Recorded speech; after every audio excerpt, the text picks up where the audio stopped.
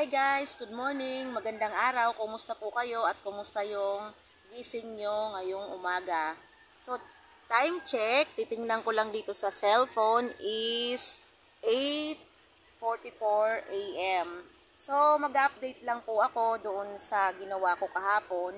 Mayroon tayong kinuhang tinagpas or yung puno ng saging, pinutol natin para tingnan natin kung magkakaroon tayo ng tubig doon or katas doon para ipapainom ko nga ito dito sa aking mother, sa aking nanay dahil ang sabi nila ay maganda daw ito doon sa mahirap umihi dahil ang mother ko ay may problema sa ganon po, sa UTI siguro or nagkakaproblema siya dahil meron nga siyang bato sa apdo. So, itatry natin yung sabi nila, maganda daw ito sa paglinis doon sa kidney. So, kahapon, pinutol ko ito at nakita nyo naman doon sa video ko na binutasan ko to ng medyo malalim. So, iti-check natin ngayon at saka binalutan ko siya ng plastic at tinalian ko guys para hindi marumihan. So, ayan, may dala na rin akong lemon. Bumili ako kagabi para sabi nila pagka nakakuha ka ng tubig doon, pipigaan mo ng lemon. So, mas masarap daw ang lasa guys. So, kahit ako guys, itikman ko kung ano ba talaga ang lasa nito. So, tara na. I-check na po natin. Let's go!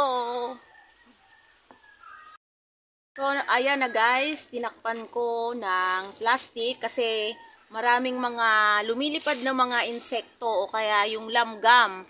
So, tinalian natin to para hindi madumihan. So, ayan guys. Tatanggalin natin yung tali. Hindi naman masyadong masikip. Linuwagan ko lang. Wag lang siyang dapuan ng kung ano ang lumilipad na mga insekto. So, ayan guys. Tingnan natin kung ano ang resulta. So, ayan. Mayroon ngang puno siya. Puno yung tubig niya. So, kukuha tayo ng pichel at saka pansalok dyan guys. Mayroon tayong pichel at saka ito yung pang sandok.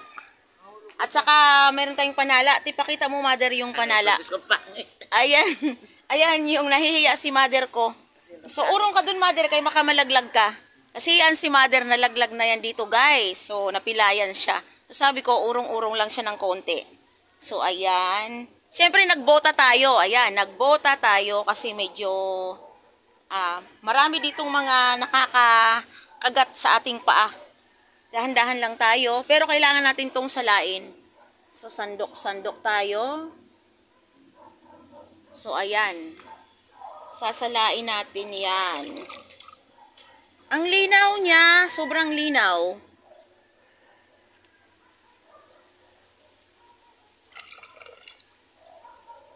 Kita nyo ba? Ayan, sobrang malinaw.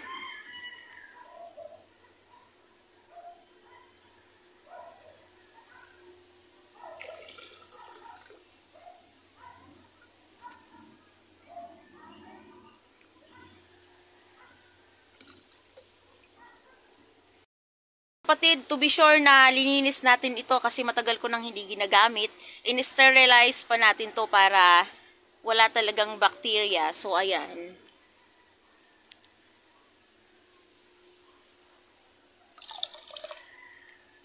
Sinala natin mga kaibigan.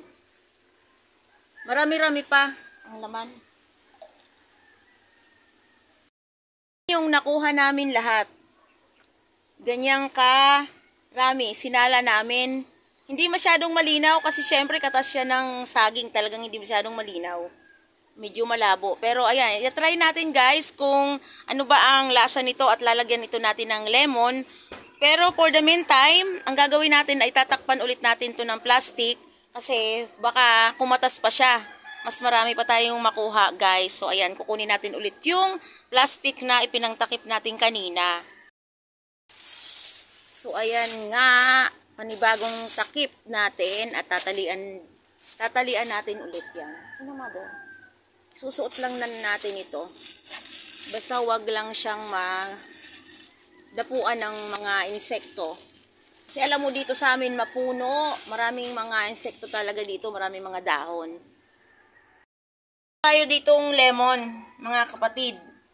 Mayroon tayong lemon. So, hihiwain ko lang ito at ipipiga natin dyan sa katas ng saging, ha? Panoorin natin.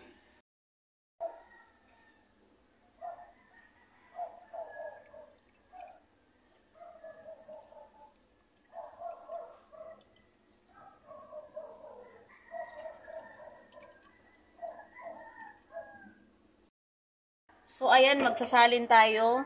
Sabi ni mother, yung kanya gusto niya salain pa ng para sure. At saka isa rin sa akin, hindi ko nasasalain, okay na yan. So, ayan. So, cheers tayo, mother. Cheers. Cheers. So, ayan, tikman natin. Lagukin na kung ano ba ang lasa nito.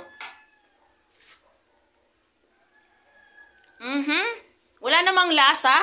Parang tubig lang. Normal na tubig. Kaya lang napaka-presko.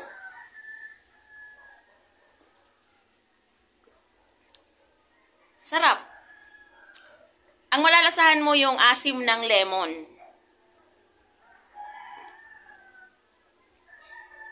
Ayan, mother, ha? Sige.